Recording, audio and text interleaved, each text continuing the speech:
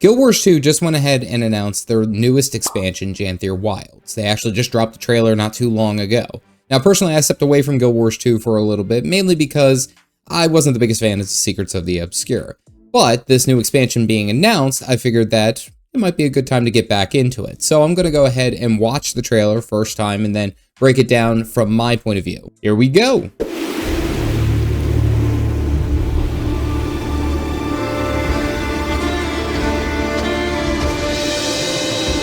It may be dangerous, but this place, it's stunning. Think there are any white mantle left in the area? I've heard enough rumors. Janthir. A storm looms over that place. That is not a territory I wish to cross. My bear kin have lived in Janthir longer than your cities have stood tall.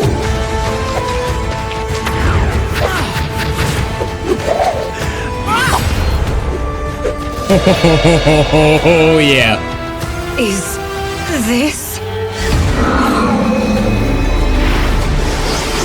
Surely the strangers do not. Oh, that's walk among Elementalist. all lands. A false god!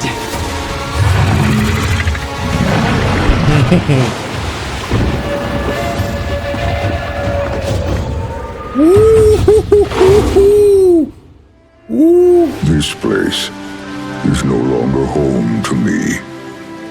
But perhaps it can be for you. Oh my god, no way!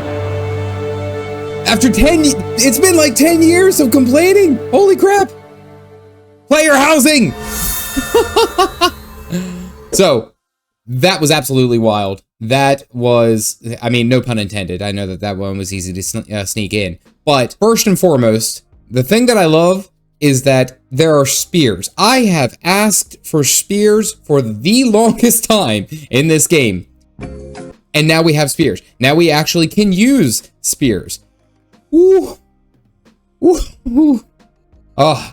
And they look like they featured, at least from what I could tell, it looked like Ranger, it looked like Warrior. I saw Elementalist. That has to be an Elementalist weapon, and you can't tell me otherwise. Holy hell. And player housing. Do you know how much of a desire, like, MMO players need for player housing? Holy hell, that was awesome. That was so cool. All right, so let's go ahead and take a look at the website and see if they offer a little bit more information. All right, looking at first the price seems very similar to what it has been over the course of these expansions as they've come out. Of course, we got the standard, deluxe, and ultimate. The standard being for 25, deluxe 50, ultimate for 75. But it looks like you get a bunch of different stuff that goes along with it. So the standard, of course, is your level 80 boost with your character inventory slot, or your account inventory slot. Looks like you get like a bunch of other stuff. Like you get almost like a care package as you go up in price. But the main difference, it seems like the deluxe to ultimate is like you get 4,000 gems. It doesn't really seem like there's too much. What's the compare say? Shared inventory slot, Wayfinder's versatile homestead decoration, Eldritch Horror Infinite Gathering Tools. That actually might just be worth it for the deluxe right there. That's actually really, really good. That might be worth the deluxe version, honestly. Getting the infinite gathering tools. Explore new lands, wield a spear in combat, and test yourself in challenging encounters. Newest adventure in the world of Tyria will play out over the course of 4 quarterly releases, a year of content, features, updates, and more. So it seems like the major feature between these two is just the gems, but then anything higher than the deluxe, you get the gathering tools as well as this homestead thing. Now, looking at it like this, right? We saw all the artwork, we saw everything, and it looked really, really good. I love the artwork of Guild Wars 2 across the board. It's actually one of the reasons that I was drawn into the game. One thing I will say is, look at these dragons, right? These like sea serpents, Midgard serpents, right? The whole theme seems very like almost Nordic. In this sense, like, I mean, you got these serpent weapons or these serpent dragons, what have you, serpent dragons. like giant snake-like creatures. And in the trailer, we saw a false god, quote unquote. And we saw the shadow of a false god. And it kind of looked like it had the outline of this. I think this is preluding to the next villain for the expansion for Janthir Wilds. So that's pretty damn cool. That is pretty cool. So moving on, of course we have the bear people, which I'm excited to see. I know that they wouldn't do it as a playable race. I know, I'm aware. They wouldn't do it as a playable race because we still have Koden, the polar bears. We still have Tengu. We still have Quaggan as like the most three notable, I'll say, in recent memory of playable races that people want, but we're just not getting. I sincerely doubt it.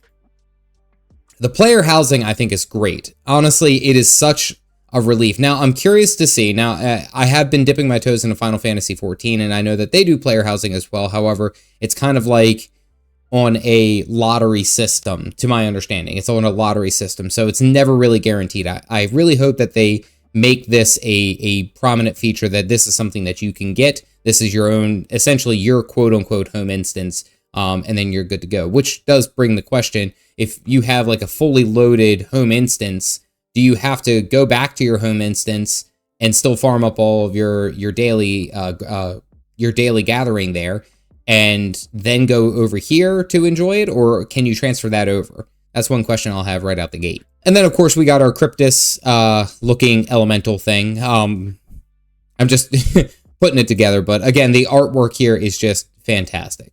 Absolutely. So into the wilds, head north into the wilderness of Janthir in the latest Guild Wars 2 expansion. Recent momentous events have left the denizens of Tyria determined to recover and build a new future together. Knowing that cooperation with neighbors will be crucial for their long-term success, your allies dispatch you to befriend the lowland okay, all right. So lowland Koden. These look, I guess, are just Koden, lowland Koden. They're just grizzly bears. Of Janthir, a dangerous land that was once home to the strange Mursat and their white mantle sycophants in the time of the original Guild Wars 2. Quarterly content, new challenging group contact, combat systems, and more. Okay, all right. And this is the feature. Look at this. Home Sweet Homestead. You actually get a home in this game. Hot damn. That's cool. That is going to be such a feature. Before we launch, okay, release date is going to be August 20th. All right, so we still have the summer before all these shenanigans happen. Homesteads present you with an area of land and a permanent structure to cultivate, decorate, and share with your friends. You can also access nodes and unlocks you've acquired in your personal story home instance to your homestead. Answer my question right there in the information. Thank you, ArenaNet. You knew what I was going to say. Back to show more information. But look at this. Look, it's like, I wonder if you could like cater it to, instead of just having like wooden structures and stuff like that, because it's like you have, like, see this one off over here. I wonder if you can choose the plot of land. Like, instead of just going into a section where it's like, okay, you know, Caffeinated Dad has this one, or, you know, over here, Muckluck has this one, you know, moving up and down the line. I wonder if you can choose the location, and if it's like, say that you choose the same location as another player, like it's instance out. So if you go there, you'll only see your homestead, but if you're grouped, you'll see both of the instances. So you'll see your buddy's homestead as well as yours. Curious. New okay, oh thank God. New weapon for all professions. Learn the secrets of the spear from the lowland Koden. Spears which were previously only used in underwater combat will now have all new skills for each profession on land. Some professions wield spears as formidable melee weapons, while others hurl them at range with devastating accuracy. Spears can be used interchangeably in aquatic and terrestrial weapon slots, but you will need to equip multiple spears to use them in both locations. Okay, all right. One of the post-launch releases will also introduce a new legendary spear to acquire.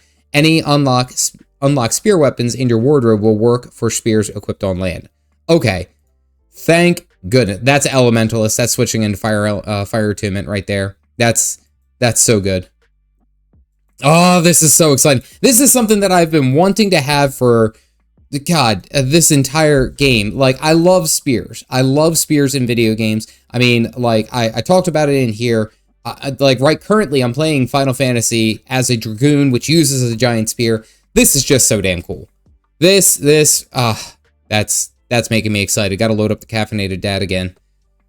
Raids and encounters, additional challenging content will be available alongside new story chapters. Okay. All right, the story of these encounters will be accessible in 2 ways: through a classic 10-player raid instance, our 8th raid, you see this, or with large groups in open world events. The convergence systems will also be extended to the region of Janthir, including Janthir specific enemies. Okay, all right, that's pretty cool.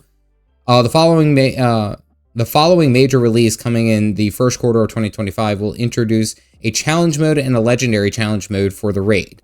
And in our final major release of Janthir Wilds, we'll add a new fractal and an accompanying challenge mode.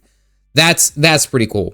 I know that 8th raid is probably going to be one of the biggest things that most endgame content enjoyers, or we'll say most PvE enjoyers, will be absolutely in love with. That will be their favorite thing. That's exactly what I think they needed to have, they needed to hear. It's one thing to have, you know, strike missions and their respective challenge modes, and a lot of people do enjoy strike missions and challenge modes. Raiding has been one of those things that people have asked. I've seen so many people. I mean, there's a couple people on Twitter that I follow who are raid trainers. That's all they want to focus on. That's all they needed this. This is such a good feature. Now, personally, I don't raid hardly at all, or I even when I before I took my little siesta, I didn't raid really as much at all. But it's good to see. I'm glad to see it. Wild War Claws feature the War Claw mount with new mechanics. Previously only available through World vs. World, the War Claw will be introduced to players in the story of Guild Wars 2 Janthir Wilds, including new skills for PvE play. Okay, all right. Be revisiting the War Claw's World v World skills to provide a refreshed experience that builds on what we've learned about the mounts since first implementing the White Claw, War Claw. Okay, all right, so they're going to integrate it into the story. It sounds like very similar to what they did with the Sky Scale in Secrets of the Obscure. So the War Claw is probably going to have some type of immediate effect. But again, we're talking PvE here, so think like, I'm going to just say the turtle, and having that as a mount and a combat mount. This seems like it's going to be an additional combat mount. Now, I don't know if it'll be a sustained combat mount, though. That's the only thing I will say. This is cool. This is exciting.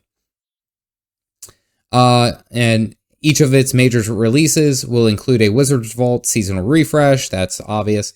New objectives and rewards. At launch, players will be able to work towards 2 new armor and weapon sets, as well as many other cosmetics will be available in the following major releases, including a legendary spear and legendary backpack. Wait, what? Will that be? More cosmetics, and including a legendary spear and a legendary backpack. Okay, all right, so they're adding to the legendary backpack.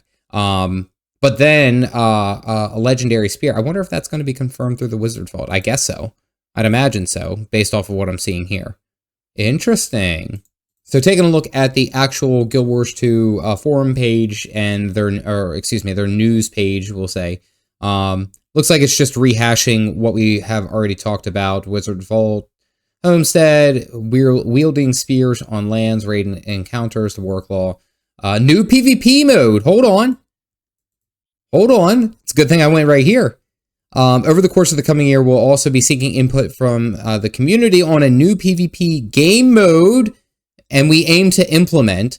We have a prototype of a map and mechanics that will be ready to start beta testing later this year, and we'll reiterate on and refine that, taking into account your feedback from the beta tests. Oh, okay, all right. I'm terrible at it, but I enjoy the PvP in Guild Wars 2. That's exciting. That is really exciting. I know a lot of people who be on board for that. Okay, and then Guild Wars 2 is coming to Epic Games. Okay. All right, that's awesome. Okay, so all in all, this is a lot of things to be excited for. This is something that I'm interested in. Actually, within the past about week or so, I've decided that I was going to go ahead and log in and play through the final bit of Secrets of the Obscure and just revisit. I knew I took a little bit of a siesta from the game just because I needed a fresh take. I needed to try something new, and I have been enjoying that. But of course, it is a game that I still love. I still want to play it, and I still want to come back. And I think you got me with the spear, honestly. Once they had the spear, I was like, that's it, I'm done. I gotta come back. I gotta play. If you are new to Guild Wars 2, you can click this video here, which will take you to the beginner's guide, the complete beginner's guide for 2024. And getting your steps into it, understanding the game. I go over all the basics and all that. Otherwise, stay caffeinated, folks.